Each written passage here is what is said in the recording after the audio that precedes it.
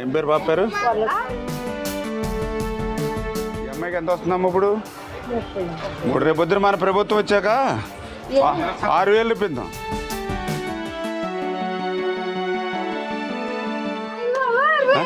ఆరు వేలు నేనే పట్టుకొచ్చి ఇస్తాం. 6,000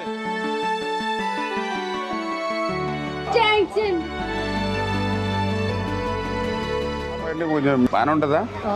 ఒకసారి వందన ఈ అమ్మాయికి ఎంత వస్తుందమ్మా ఇప్పుడు? 3,000 వస్తుంది. ఇప్పుడు రేపు పొద్దున మన ప్రభుత్వం వచ్చాక 6,000 ఇప్పిద్దాం.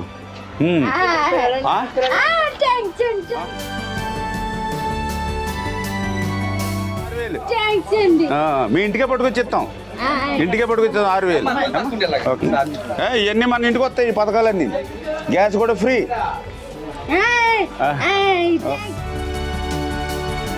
భూలక్ష్మి గారు, నాది బాధ్యత మీ ఇంటికి పట్టాలు ఇచ్చే బాధ్యత నాది. ఇక్కడ ఇంకా చెప్తా ఉన్నారు పట్టాలు కొంతమందికి ఇవ్వలేదని. ఆ పట్టాలు ఇచ్చే బాధ్యత నాది. ఇల్లుకి హెల్ప్ చేసి పెడతాను. ఆ పాపకి నెల 6,000 వచ్చేలాగా మీ ఇంటికి పట్టుకొచ్చేలాగా నేను చూసుకుంటాను. ఏం పేరు బాబు పేరు?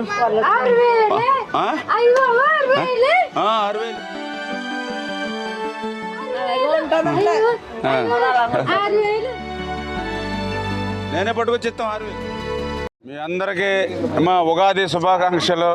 ఉగాది రోజున, పండగ రోజున నేను మా ఇంటి దగ్గర ఉండకుండా మీ ఊళ్ళో ఉన్నాను. ఏమ్మా ఇక్కడ రాత్రి ఇక్కడే ఉన్నాము. పండగ అంటే ఉగాది మా ఇంటి దగ్గర చేసుకోకుండా మీ అందరి దగ్గర చేసుకుంటూ ఉన్నాం. మరి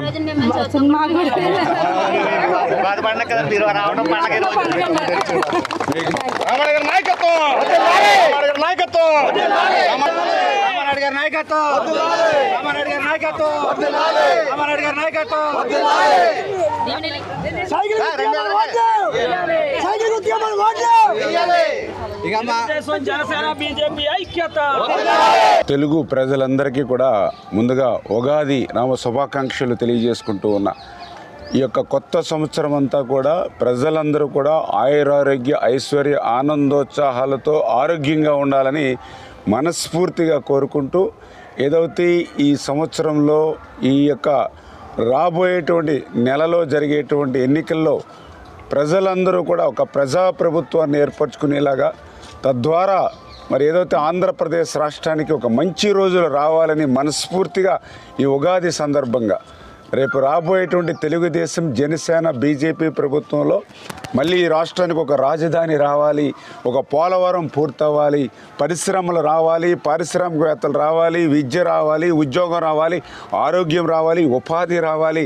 ఇవన్నీ కూడా తెలుగుదేశం, జనసేన, బీజేపీ తోటే సాధ్యం. కాబట్టి ఈ యొక్క కొత్త సంవత్సరంలో కొత్త ప్రభుత్వం, ప్రజాప్రభుత్వం ద్వారా ఈ ప్రజలందరూ కూడా మరి సుఖ సంతోషాలతో ఉండాలని మనస్ఫూర్తిగా కోరుకుంటూ, ఎందుకంటే ఈరోజు మీరు చూస్తూ ఉన్నారు ఉగాది రోజు.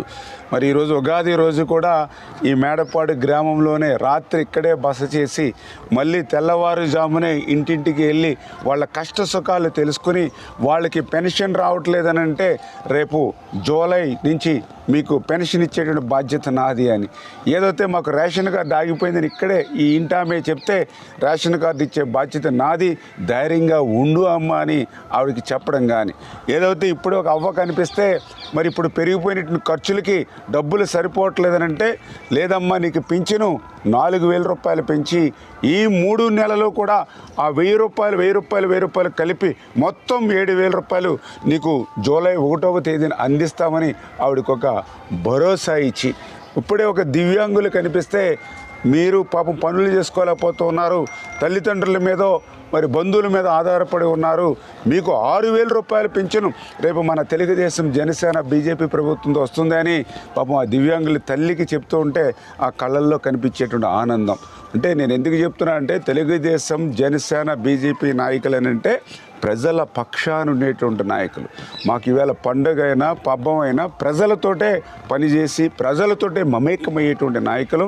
అందుకే మరొక్కసారి ఈ యొక్క నూతన సంవత్సరం అంతా కూడా బాగుండాలని మరొక్కసారి మీ అందరికీ కూడా ఉగాది శుభాకాంక్షలు తెలియజేసుకుంటూ ఉన్నాను.